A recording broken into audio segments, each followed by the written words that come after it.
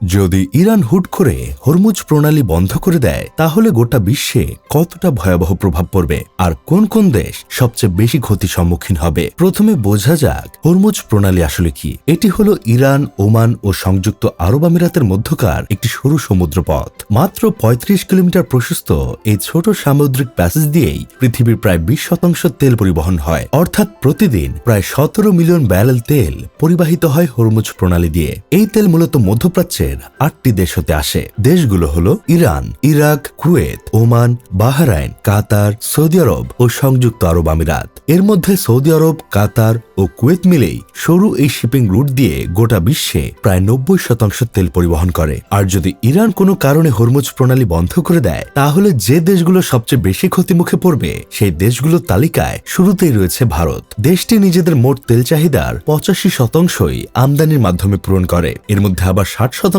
তেলই তারা আমদানি করে ইরাক, সৌদি আরব, কুয়েত ও আরব আমিরাতের মতো মধ্যপ্রাচ্যের দেশগুলো থেকে। তাই হরমুজ প্রণালী বন্ধ হলেই ইন্ডিয়ায় তেলের দাম বিদ্যুতের গতিতে বেড়ে যাবে, যার পার্শ্ব প্রতিক্রিয়া হিসেবে তেলের সাথে যুক্ত সকল জিনিসের দামও আকাশ ছুবে। বন্ধ হয়ে যাবে অসংখ্য কলকারখানা এবং রাতারাতি কাজকর্ম হারিয়ে বেকার হবে লাখো মানুষ, যার ফলে বড় ধরনের ধাক্কা খাবে ভারতের অর্থনীতি। হরমুজ প্রণালী বন্ধের ফলে বিরাট ধাক্কা খাওয়া দ্বিতীয় দেশ হবে চীন। বর্তমানে চীন হল পৃথিবীর সবচেয়ে বড় তেল আমদানিকারক দেশ। প্রতিদিন প্রায় ১০ মিলিয়ন তেল আমদানি করে শি জিনপিংয়ের দেশটি। চীনের মোট আমদানিকৃত তেলের ৪০% আসে হরমুজ প্রণালী দিয়ে। চীন চাইলে রাশিয়া ও সেন্ট্রাল এশিয়া দিয়ে পাইপলাইন ব্যবহার করে তেলের বিকল্প রুট তৈরি করতে পারে, তবে এভাবেও তারা নিজেদের মোট শক্তি চাহিদার মাত্র ২০% পূর্ণ করতে পারবে। তাই যদি কোনো কারণে হরমুজ বন্ধ হয়ে যায় তাহলে চীনের অর্থনীতি বিশাল এক ধাক্কা খাবে। আর চীনের অর্থনীতি ধাক্কা খাওয়া মানেই বিশ্ব অর্থনীতি টালমাটাল হয়ে যাওয়া। হরমুজ প্রণালী বন্ধের ফলে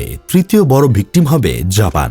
দেশটি নিজেদের মোট তেল চাহিদার ৯০%ই বাইরের দেশ হতে আমদানি করে, আর এই আমদানিকৃত তেলের ৭৫% আসে হরমুজ প্রণালী দিয়ে। তেলের ভান্ডার খ্যাত সৌদি আরবও হরমুজ প্রণালী বন্ধ হলে বিশাল চাপের মুখে পড়বে। দেশটির মোট রপ্তানিকৃত তেলের ৮০ থেকে ৯০%ই হরমুজ প্রণালী দিয়ে পরিবাহিত হয়। বাকি ১০% তেল তারা লোহিত সাগর দিয়ে ইউরোপের দেশগুলোতে পাঠায়। তাই যদি পৃথিবীর অন্যতম গুরুত্বপূর্ণ এই সমুদ্রপথ বন্ধ হয়ে যায় তাহলে সৌদি আরবের তেল বাণিজ্য ৮০ থেকে ৯০% ধসে পড়বে, যার ফলে হরমুজ প্রণালী চালু রাখার জন্য সৌদি আরব প্রয়োজনে ইরানের উপর সামরিক হামলা চালাতে পারে। হরমুজ বন্ধের ফলে ক্ষতিগ্রস্ত দেশের তালিকায় ৫ম স্থানে রয়েছে পাকিস্তান। দেশটি নিজেদের মোট তেল চাহিদার প্রায় ৯০%ই সরু এই জলপথ দিয়ে আমদানি করে, যা দেশটির মোট শক্তি চাহিদার ২৭% পূরণ করে। যদি হরমুজ প্রণালী বন্ধ হয়ে যায় তাহলে পাকিস্তানের জিনিসপত্রের দাম হুড়হুড় করে বেড়ে যাবে। তবে এখানে একটা মজার টুইস্ট আছে। বিভিন্ন আনঅফিসিয়াল সূত্র মতে পাকিস্তান নিজেদের মোট তেল চাহিদার ৩৫%ই